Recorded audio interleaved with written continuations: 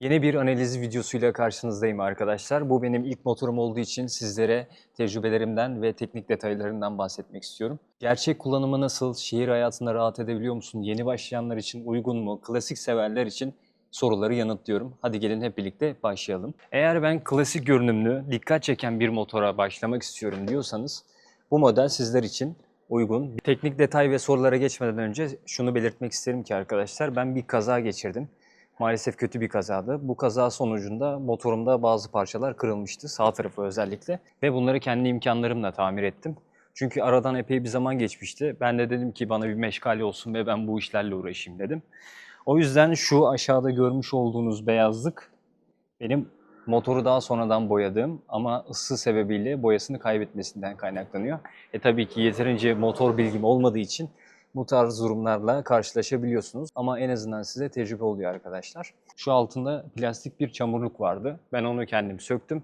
Daha ikonik bir görüntüye kavuşturdum arkadaşlar. Bridgestone Crossfire 125 listenize almanız gereken bir motor. Fiyatı 140.000 TL'den başlıyor. İkinci el piyasasında 70-80 bin liraya bulabileceğiniz klasik bir model. 6 vitesli, keyifli, pratik bir motor. Unutmadan da söyleyeyim, ben 1.85 boyunda 85 kilo bir insan evladıyım arkadaşlar. Bu motor elbette ki şu an bana küçük geliyor. İlk aldığım zamanlarda yaklaşık 75 kiloydum. Motorun üzerinde daha düzgün görünüyordum. Eğer sizler de benim size'ımda bir insan evladıysanız bu motora bindiğinizde turşu bidonu gibi görünebilirsiniz arkadaşlar. Şu an kendime bu motoru yakıştırmıyorum. Ama tarz olarak o kadar güzel ki, daha demin klasik demiştim, buna da laf eden arkadaşlar olabilir. Çünkü her şeye bir mazereti olan arkadaşlar var, görüyorum. İnsanın ister istemez canı sıkılıyor ama yapacak bir şey yok. 1000 tane insan var işte. Bunlar Neo Retro modeli olarak geçiyor. Parantez içinde tekrardan belirteyim bunu. İlk sorumuzla başlıyoruz. Bu motor kimler için uygun? Eğer şehir hayatında ben havalı bir motora binmek istiyorum, hafif de klasik bir model olsun diyorsanız bu sizler için uygun. Başlangıç bir motor, 6 vitesli. Vitesli kullanmamdaki en büyük şeylerden birisi enstrüman hissiyatı verdiği için vitesli kullanıyorum. Normalde bu tarz şehir içi motosikletlerde tabii ki otomatik kullanmak sizin tercihiniz olabilir.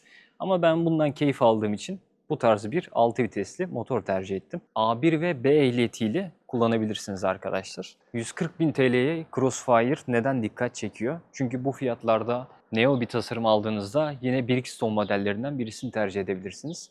Diğer firmalarda benim gördüğüm kadarıyla pek fazla bir model yok. 140.000 bandında bu motor, vitesli bir motor, ideal diyebilirim. İkinci elde de dediğim gibi 70-80 bin liraya bulabilirsiniz. Ben tabii kaza yaptığım için biraz daha uyguna yakın bir arkadaşıma motorumu verdim. Bridgestone markası güvenilir mi?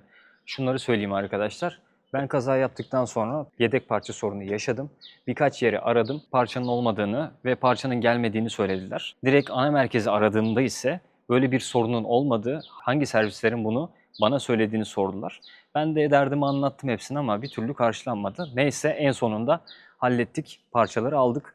Servise götürdüğünüzde işçilik bakımından herhangi bir sorun yaşamadım. Ama bir parçası eksikse evet abi yaşayabilirsiniz. Şunu da belirteyim size. Eğer ben kaza yapmasaydım motorda herhangi bir aksaklık, herhangi bir durum söz konusu değildi. Kullandığım kilometrede şu an 5000 kilometrede. Bunu da detaylarına eklemiş olalım. İlk motor Crossfire 125 mantıklı mı? Mantıklı arkadaşlar. Neden? 125 cc olduğu için dediğim gibi çok fazla bir hız yapamazsınız. ABS frenleri güvenliğini sağlıyor. Ben neden scooter tercih etmedim diye sorarsanız eğer bana, küçük tekerlekli motosikletler özellikle Vespa tarzı bir motor değilse arkadaşlar, diğer markalardan herhangi birisi de olabilir. Ben sadece örnek olarak söylüyorum size. Küçük teker her zaman sıkıntı. Büyük tekerde manevra, durabilme, dönme hakimiyetiniz daha yüksek oluyor. Bu yüzden ben 125'likte de büyük tekerlek tercih ettim. Oturuş pozisyonu olarak rahat mı? Oturuş pozisyonu olarak tam rahat olduğunu söyleyemem arkadaşlar. Özellikle yarım saatlik bir sürüş sonrasında omuzlarınızda hafif bir ağrı gerçekleşebiliyor. Çünkü ister istemez öne eğilerek kullanıyorsunuz. Ne tam naked hissini veriyor, klasik komiter kadar dik bir kullanışı yok arkadaşlar. Sele konforu nasıl? Burada dürüst olmak lazım. Sele konforu o kadar derin değil arkadaşlar. Derin olmadığı için de pek rahat ettiğiniz söylenemez. 10 üzerinden 6,5-7'lik bir sele diyebilirim sizlere. Frenleri ve güven hissi nasıl?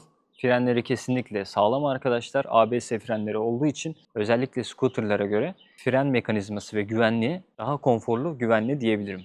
Süspansiyon ve yol tutuşu nasıl? Yol tutuşu da diğer motorlar kadar 125'lik motor güvenliğinde çok ekstra bir güvenliği yok arkadaşlar. Özellikle çukura girdiğinizde çok sert bir vuruş söz konusu olabiliyor. Bunu da sizlere söylemiş olayım. Bu da dezavantajlarından birisi aslında. Artçı kullanımı mantıklı mı? Çok küçük bir haznesi olduğu için artçı için genelde tek kişilik bir motor diyebilirim ama arkaya özellikle kadın yolcu aldığınızda daha rahat sürebilirsiniz. Ama bizim gibi 2 tane adam bindiği zaman motor kayboluyor arkadaşlar. Bunu da sizlere iletmiş olayım. Crossfire 125'in en büyük artıları ne? Kesinlikle ve kesinlikle güzel görüntüsü arkadaşlar. Benim için hayatta ilk başta görüntü gelir, sonrasında iç güzelliği gelir. Benim gibi düşünen birçok arkadaş da olabilir. Bazıları için de der ki abi benim için iç güzelliği önemli, dışa bakarız dersiniz. Bunlar da mümkün tabii ki. Bugün 0-140 bin liraya Crossfire alır mıydım diye sorarsanız 25 yaşındaysam, 22 yaşındaysam evet alırım. Ama şu anki hayata bakış açılarım daha farklı olduğu için Adventure model tavsiye ederim. Ama 140 bin lira için dersen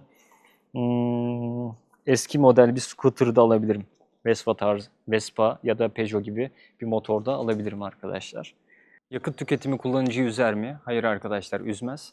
Yaklaşık 11 litre bir deposu var ve 100 kilometrede 2,3 litrelik bir yakıt tüketimi söz konusu. Yani oldukça minimal bir tutar. Ben genellikle 2 haftada bir benzin alıyordum.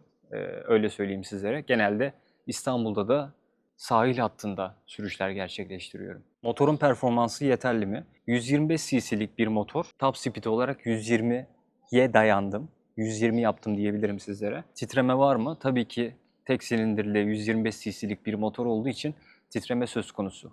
Uzun yola çıkar mı? Bence uzun yola pek çıkmayın arkadaşlar. Çünkü titremeden ötürü konforlu bir yolculuk olacağını söyleyemem. Diğer videoları da izleyip yorum yaparsanız çok mutlu olurum. Söyleyeceklerim şimdilik bu kadar arkadaşlar. Bu benim ikinci analiz videom oldu. Tabii ki bunlar kendi motorlarımdı. Teknik detaylarda çok fazla yeterli olmayabilirim. Motor kullanıcısı olarak yeni bir kullanıcı diyebilirim kendim için. Kusurumuz olduysa affola arkadaşlar. Ama videoyu ve samimiyetimi eğer beğendiyseniz abone olmayı, yorum yapmayı ve beğenmeyi unutmayalım. Çünkü ben bu camiada yeniyim. Sizlerin desteğinize ihtiyacım var. Görüşmek üzere.